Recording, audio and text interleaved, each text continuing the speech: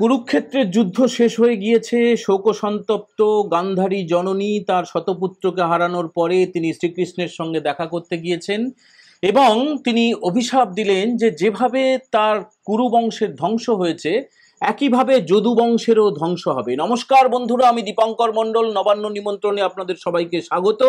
গান্ধারীর সেই অভিশাপ মতো যদু বংশের যেভাবে ধ্বংস হয়েছিল মহাভারতের ১৬ অধ্যায়ে, সেখানে বলা হয়েছে মুষল পর্ব। সেই মুষল পর্বে বলা হয়েছে যদুবংশ কিভাবে ধ্বংস হয়ে গেল।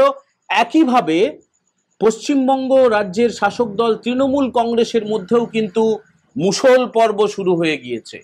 তৃণমূলের ধ্বংসের যে কাহিনী সেটা অনেক আগে থেকে লেখা শুরু হয়ে গিয়েছে এবং মহাভারতের মুষল পর্বের মতো রাজ্যের ভৌগোলিক ইতিহাসে, রাজনৈতিক ইতিহাসে তৃণমূলেরও ধ্বংসের কাহিনী লেখা শুরু হয়ে গিয়েছে।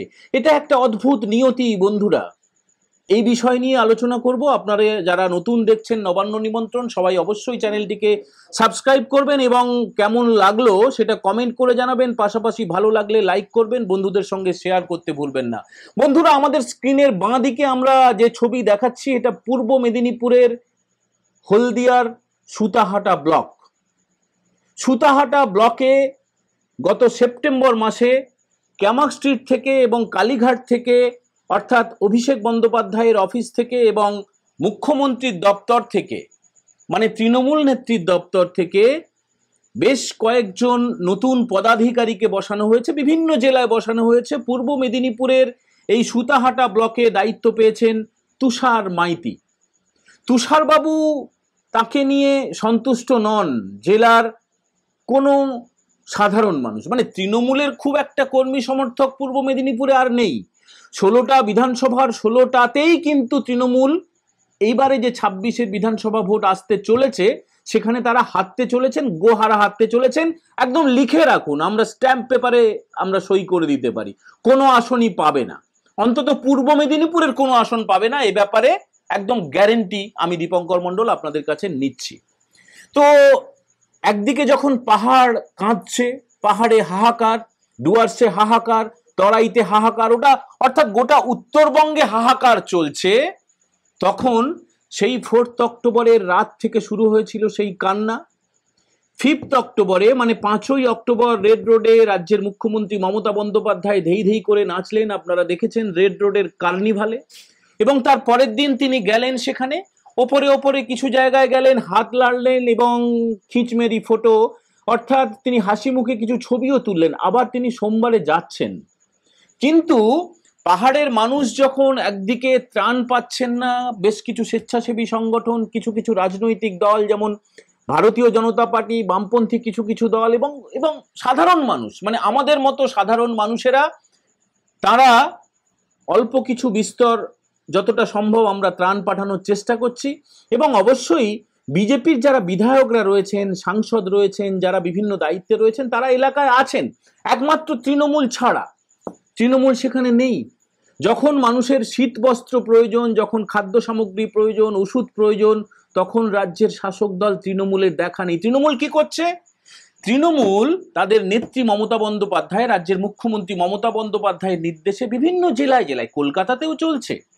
এই যে ছবিটা এখন দেখছেন, রাজ্যের বিদ্যুৎ মন্ত্রী অরূপ বিশ্বাস তিনি টালিগঞ্জে আজকে অর্থাৎ 10ই অক্টোবর আজকের দিনে তিনি বিজয়া সম্মিলনী করছেন, হাসছেন, উল্লাসে মাতছেন, নতুন নতুন জামা কাপড় পরে পোস্ট দিয়ে ছবি তুলছেন তৃণমূলের নেতা নেত্রীরা। আর পূর্ব মেদিনীপুরের যে ছবি আপনারা দেখেছেন, এখন আবার দেখছেন, এটা হচ্ছে হলদিয়া মানে তমলুক সাংগঠনিক জেলার অন্তর্গত সুতাহাটা ব্লক। সুতাহাটা ব্লকের চৈতন্যপুর বলে একটি জায়গা রয়েছে, আপনারা খুব জানেন। কলকাতা থেকে যারা যান হলদিয়ায় তারা চৈতন্যপুরের ওপর দিয়েই যান। ধর্মতলা থেকে বাই রোডে আপনারা রায়চকে যান, বাসে অথবা গাড়িতে যে কোনোভাবে আপনারা রায়চক যান, তারপরে নদী পেরিয়ে কুকড়াহাটি, কুকড়াহাটির পরের যে জনপদটি রয়েছে, অত্যন্ত জনবহুল একটি জনপদ, অত্যন্ত জনপ্রিয় এবং বেশ ঘিঞ্জি এলাকা। তো সেই চৈতন্যপুরে প্রচুর মানুষ বাস করেন, তাদেরকে আনা হয়েছিল এই তুষার মাইতির নেতৃত্বে। সেখানে বিজয়া সম্মেলনী হচ্ছিল। পোস্টারটা একটু ভালো করে দেখুন। পোস্টারে একদিকে মমতা বন্দ্যোপাধ্যায়ের হাসি মুখের ছবি, অন্যদিকে অভিষেক বন্দ্যোপাধ্যায়ের ছবি। সাধারণ মানুষের সঙ্গে এরা এমন ব্যবহার করেছে, এবং তৃণমূলের যে কয়েকজন সাধারণ সমর্থক কর্মী আছেন তাদের সঙ্গে এমন ব্যবহার করেছে, একটা চিৎকার হচ্ছে, দেখুন চিৎকার চিৎকার, কেউ মেনে নিতে পারছেন না, কেউ মেনে নিতে পারছেন না। কেন বা মানবেন, কেন মানবেন? আপনারা জানেন বিধানসভা ভোটের আগে এই পূর্ব মেদিনীপুর জেলার বিভিন্ন ব্লকে ব্লকে সমস্ত নেতাদের যাদেরকে বসানো হয়েছে তাদের বিরুদ্ধে বিস্তর অভিযোগ, বিস্তর অভিযোগ। নন্দীগ্রামে তো লোকই খুঁজে পাচ্ছে না। নন্দীগ্রামে 1 নম্বর এবং 2 নম্বর ব্লকে এখনো পর্যন্ত কোনো সভাপতি নেই। সেখানে শোনা যাচ্ছে নাকি কোর কমিটি হবে। কোর কমিটিটা কি?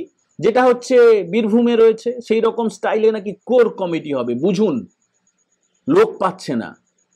যেখানে যেখানে বসানো হয়েছে, শুধুমাত্র যে সুতাহাটা নয়, বিভিন্ন ব্লকে ব্লকে। এই ছবিটা একটা হাঁড়ির ভাত টিপলে যেমন বোঝা যায় যে ভাতটা হয়েছে কিনা, আমরা আজকে আপনাদের এই সুতাহাটা ব্লকের চৈতন্যপুরে যেখানে বিজয়া সম্মিলনী হচ্ছিল সেই ছবিটা আপনাদেরকে দেখালাম, এবং কিরকম নির্লজ্জ বেহায়ার মতো উল্লাসে মেতেছে তৃণমূল যখন উত্তরবঙ্গে আমাদের ভাই বোনেরা, মায়েরা, দিদিরা তারা গ্রাসাচ্ছাদন করতে পারছেন না, বস্ত্র পাচ্ছেন না, মাথার উপরে ছাদ নেই, জীবন চলে গিয়েছে বহু মানুষের, জীবিকা চলে গিয়েছে বহু মানুষের।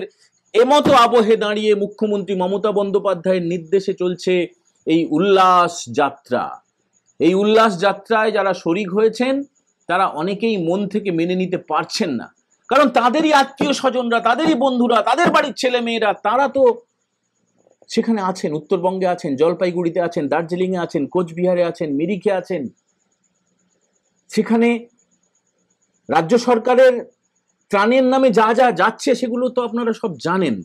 ডেট পেরিয়ে যাওয়া খাদ্য সামগ্রী, যে চাল ডাল, এক একজন একটা ছোট ছোট প্যাকেট দিচ্ছেন 10 জন করে ধরে ধরে। ফটো সেশন চলছে, ফটো সেশন চলছে বন্ধুরা। অথচ দেখুন, অন্যান্য রাজনৈতিক দল তো আছে, অন্যান্য সংগঠন তো আছে, বলতে চাইছি না কারো নাম, কিন্তু না বললেই নয়। রাজ্যের বিরোধী দলনেতা শুভেন্দু অধিকারী তিনি গাড়ি গাড়ি ত্রাণ পাঠিয়েছেন, গাড়ি গাড়ি মানে লরিতে করে পাঠিয়েছেন, কয়েক লরি মাল পাঠিয়েছেন। আলু গেছে, চাল গেছে, দুধ গেছে, বস্ত্র গেছে, ত্রিপল গেছে, ওষুধ গেছে, যা যা দরকার সমস্ত খাদ্য সামগ্রী গেছে, কোনো লেবেল ছাড়াই, কোনো লেবেল ছাড়াই। আর সরকারের যে সমস্ত ছোট ছোট প্যাকেট, মুড়ির প্যাকেট, চিড়ের প্যাকেট, বিস্কুটের প্যাকেট, তার বাইরে বড় বড় করে রাজ্য সরকারের ফলাও করে প্রচার করা হচ্ছে।